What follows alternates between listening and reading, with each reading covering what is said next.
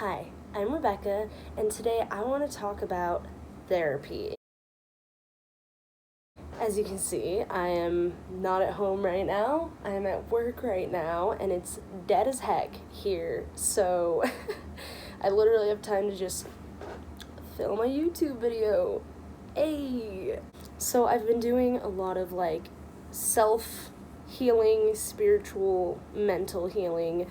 And then I had a conversation with my mom this morning that just really got my brain stirring, got me thinking. But I just really wanted to discuss this topic because from what I've seen, I haven't found a lot of people really discussing this specifically. And so I felt like, even though I don't have a big following, I could still address it. So therapy. Let's start with a few definitions because I just want to get an idea of what is therapy. What is it defined as? I got my little notes here. Merriam-Webster defines it as therapeutic medical treatment of impairment, injury, disease, or disorder. I think that's a pretty common definition. Most of us can relate to that. That's what most of us think of when we think therapy. Google actually defines it as treatment intended to heal or relieve a disorder, or the treatment of psychological or mental disorders by psychological means. So that, again, is a more medical definition, but it has just treatment intended to heal or relieve a disorder, or more psychological professional means to do the same thing. Dictionary.com defines therapy as the treatment of disease or disorders as by some remedial, rehabilitating, or curative process. When I read remedial, I'm not gonna lie to you, I only knew that word through context clues, and I normally heard it as remedial English, right? And I was like, man, what was that word doing over here? I thought it was slow or lagging. No hate to anyone in remedial English, but it just means providing a remedy. Remedial, a remedy. So that's why they call it remedial English. They're remedying your bad grades. So there's a few different definitions, whether they're more medical oriented definitions or not. They all are basically talking about treating, healing, remedying disorders. Even though all of these definitions are related to diseases or injuries or disorders, a lot of people actually go to therapy just for regular old issues. People go when they're just going through a hard time, to have someone objective to talk to. We live in hard times, and I think we can all agree on that, and on the fact that a lot of regular people have valid reasons to go to therapy, even if they, don't necessarily have any sort of diagnosis or, actual injury. And, that kind of talk therapy or psychotherapy is what a lot of us think of. We think of laying on the couch, telling someone our problems and them asking us a bunch of questions about those problems, until you figure it out yourself, basically, is the joke in media. That's the running joke. Even though that's a funny joke, I do think that it takes a little more to be a good therapist than to just sit there and listen. There's also physical therapy, which I've mentioned a little. There's physical therapy for injuries, surgeries. My grandpa has actually gone to physical therapy because he has Parkinson's. Those are pretty much the two main things that we think of, personally, because I'm interested in mental health and helping people heal and everything, healing myself. Girl. I also think of CBT, cognitive behavioral therapy, because, that's used to treat OCD very often. If you don't know, I have OCD and Tourette's and ADHD. So I definitely think of that when I think of therapy. But what really got my brain buzzing recently was, what even is therapy? Let me explain very briefly why. Recently, I've been doing tons of self-reflection and self-healing, like I said, spiritual healing. I'm not gonna say that everyone needs to be religious or spiritual to do self-healing, but connecting with God and Jesus Christ and everything has also been really just incredibly turning my life around. God's literally worked miracles in my life. Anyways, so going through all this healing, I've been well, maybe I could go to therapy. And I asked my dad about it. Well, I didn't ask him about it. We were just talking about it. And then he offered to pay for it because I don't really have the money to. And I was super duper grateful. I did some research, hit up a therapist. Things kind of fell through for different reasons that don't really matter. But I also feel like in that moment, God was kind of, well, I know he was stepping in, and he was putting those plans on pause for me. And I'm starting to realize that maybe I don't need them. And maybe God doesn't think I necessarily need to go to professional therapy right now. And I was like, well, why would that be? Like, he wants me to do all this healing. Like, why should I not go to therapy? And this video isn't about why you shouldn't go to therapy. But what I'm realizing is that I've already kind of been in therapy, and that's really what I want to talk about. So I mentioned what we normally think of when someone drops the word therapy, but what are some less obvious forms of therapy? The first one that I wrote is the 12-step program. You've probably heard of it. It's most famously used in Alcoholics Anonymous to help people get sober, but there's also tons of other anonymous meetups. My mom's favorite, the one that really helped her, was Narcotics Anonymous, so it's just anyone who's been addicted to a narcotic of any kind. Not gonna go into all 12 of these steps. I don't have them all memorized personally, but basically it starts with admitting you have a problem, and then you go through these 12 steps of basically acknowledging your past. It is a spiritual plan. It's a spiritual set of steps. You do acknowledge a higher power. They don't discriminate. They say it can be anything. It can be God. It can be you. It can be the program. It can be the universe. It can be, like, whatever you want. But then from there, what most of the program is about is just, like, coming to terms with your past and, you know, making a list of, like, people that you've wronged and, like, reaching out to them and seeing if you can make amends in any way and heal the relationship in any way, do anything to fix that situation. Those who are really committed to their recovery, because it's a constant process, you know, they do their steps over and over and over and over again. And, you know, I realize that it's kind of like going to therapy on a regular basis. It's not just when you're doing bad that you go to therapy or you do your 12 steps. You do them on a regular basis. You go to your therapist when things are good. You go to your therapist when things are bad. Noticing that is kind of what first made me want to make this video, because I was like, that is very much like a form of therapy, and it's bringing problems and traumas and character flaws to the surface and making you confront them and learn how to overcome them. So what's another less obvious form of therapy? I'm going to call these, this isn't an official term or anything, but I'm going to call these casual therapy. So just being vulnerable with friends and family, just opening up wholeheartedly and completely honestly to somebody that you trust, anybody. Do it to the right person, though. And what I mean by that is, a lot of times in my teen years when I was in a really dark place, I was too scared to reach out to people I knew. I was too ashamed or too nervous, or I didn't want to burden them. I don't know. I was just insecure. I felt weak. You know, I would reach out to people on, like, Omegle. Like, just, if you don't know what that is, it's like an anonymous chat site.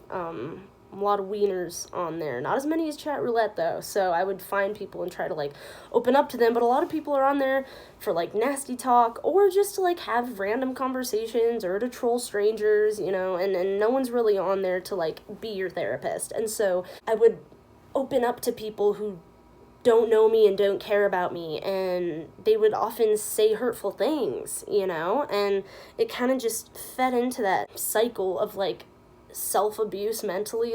But recently I've just been so open and honest with my dad, with my mom, with my partner, with my best friend. I've just been, you know, sharing God's love and, like, speaking his truth and, you know, being honest about my emotions and where I'm at. And, you know, me and my best friend have had some really life-changing, beautiful talks that I will always cherish and never forget, you know, about, like, our deepest darknesses, our deepest evils and character flaws, and, you know, bringing them to the light with each other in such a safe, special place where we can fully trust each other with that, and then finally being open about something that, you know, either of us has been so ashamed about for so long that it's like, wow, I can finally process this now. We all carry shame about our character flaws, you know what I mean? And it can be so healing just to acknowledge it, honestly, to somebody that you trust fully. Another less obvious form of therapy is just self-reflection. That's one of the ways that has had a huge effect on me my entire life, and honestly, I think self-reflection is what has saved me from becoming a terrible person multiple times throughout my life, because when you are a lost teenager, it is just so easy to get taken advantage of, because you're finally becoming an adult, but you're still not an adult yet, but you feel like you are because your brain has changed, but it's not done changing. But you feel like it's done changing. Like, you don't see yourself changing so quickly. But right. Self-reflection. So self-reflection is what has pretty much saved me from, like I said, just becoming terrible. I think our society does not self-reflect nearly enough. It's not something that, like, parents are expected to teach their kids or required to. Every parent is pretty much expected to teach their kid to read. You know what I mean? Like, teaching your kid to self-reflect and acknowledge their flaws is not something that every parent is expected to teach their kid. And that makes me really sad, because not only does avoiding self-reflection hurt you, you know, as a person, as yourself, because you're stuffing problems down, and you're stuffing traumas down, and insecurities, and you're stuffing it all down, and then subconsciously all these things that you've stuffed down are having a daily effect on your life. That's how it is for any bad thing that happens, like, even if it's not as bad, right? Like, even if it's just getting let go from your job and, you know, being put in, like, a really financially dangerous situation with your family, and sure, you got another job after and you survived, but, like, you're still stuck in that poverty mindset now, and you know, won't spend money on responsible things because you're so afraid of, like, not having money again. You know what I mean? That's just, like, a random example I made up, but it happens so often to every single one of us when we don't self-reflect. You know, I would even argue that medical therapy is useless. It's a waste of money without self-reflection. Just another quick one. I am going to throw this in there because, you know, not telling anyone what to believe or how to believe, but I have to share the incredible things that I've experienced in my life that have brought me, I feel like, a lifetime of healing in just a few weeks. That is the role that God and Jesus Christ, Yeshua, has played in my healing, my casual therapy. Any sense of spirituality is profound for healing. You know, I'm not saying you have to be religious or spiritual to heal or go to therapy and be successfully healed, okay? That's not what I'm implying or saying. I'm just saying that it can play a very valuable role. I mean, I can't speak for everybody, but I can speak for myself and what it's done for me. And it's provided me with a level of faith in the Creator who is in control of everything in existence, that, you know, putting my life in His hands, it's you know, given me, like, a sense of comfort. And I know atheists say that's why people are religious, because it's comforting, and it is. I won't deny that. You know, it brings a sense of comfort, a sense of trust. It's also helped me heal my trust issues, though. I'll make a video about this, you know, my journey through paganism to Jesus, crazy as it sounds. I just never thought I'd be, like, saying that.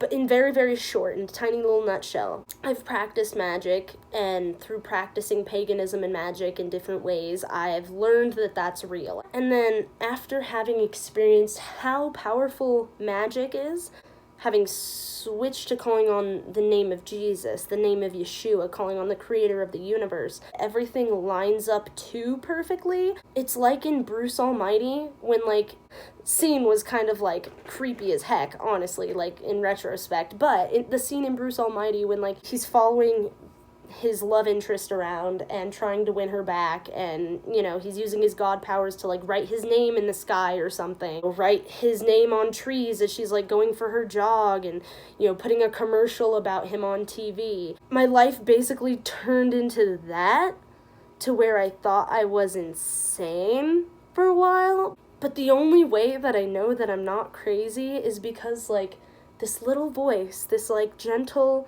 loving, non-intrusive voice. He's not gonna like shove his voice into your head. By choosing to listen to that voice and just go out on a limb a few times, a handful of times, and every time it works out exactly this way he said it would, no matter how crazy it seems, no matter how unrealistic or illogical what he was telling me to do was, it always worked out. Anyways, I'm rambling. Point is, being obedient to what he tells me, choosing to do what he says. It's led me on this journey of incredible healing. I think connecting to the God of the universe, the creator of the universe, he will guide you on the path that will heal you, if you listen to him and obey him. So I'm gonna leave that there. You can take it or leave it. You can interpret it how you want to. I'm just here to share all the different things that I wanted to talk about. And that's been a huge part of my casual therapy. So we're almost done here. We went through the more obvious things we think of when we think of therapy, some less obvious, more casual forms of, potential therapy, and I think they are therapeutic. They do fit into the non-medical, the less medical definitions. I wrote down a few questions here just to finish off the video. Hi, it's future Becca from the end of recording this video. I have an apple.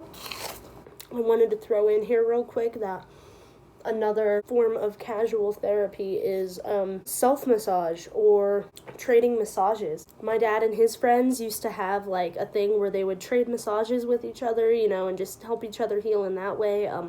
Me and my partner, we always trade massages with each other. It's like a form of affection, but it's also a way for us to just heal each other. It will cost so much money to go to a physical therapist, to go to a professional masseuse on a regular basis, and you get pretty good at massaging. I mean, you don't want to go too hard without knowing what you're doing. You don't want to cause damage.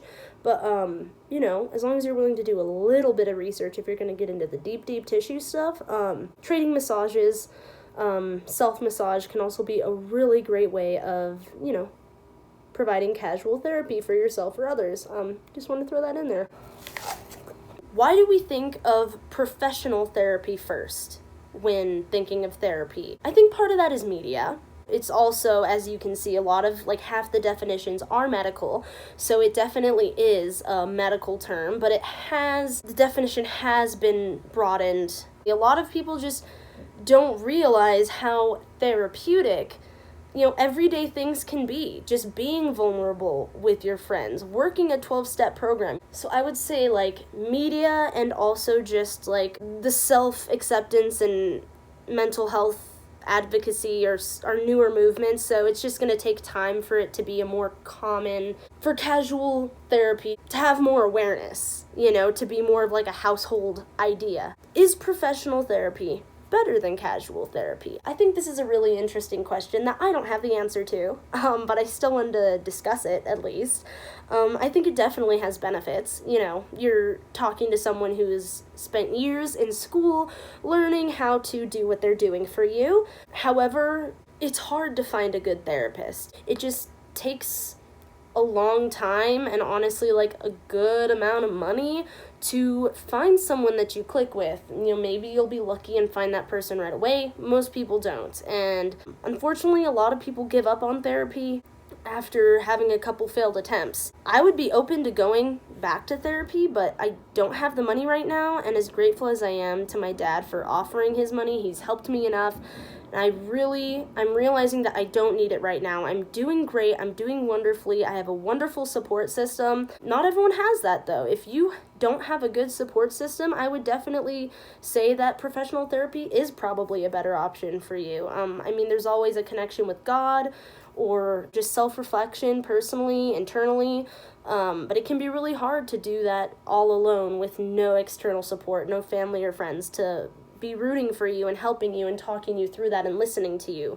So if you have the money, I would definitely say if you don't have a good support system, professional therapy would be better. However, in my personal experience, I've gotten more bang for my buck, more healing for the time and money that I put in to casual therapy than professional therapy. I had some good realizations in professional therapy, but it was also $100 a session. And like, honey, we're growing up in the Great Recession right now. Like, we don't have money to go to therapy. Not in this day and age, honey. Not in this day and age. It kind of makes me wish that in the 1950s, mental health awareness had been more accessible. I just wish that people had known more about it so that when people actually had the money to do that kind of stuff, that they could have done it and raised healthier generations mentally and spiritually. But you know, hindsight's 2020.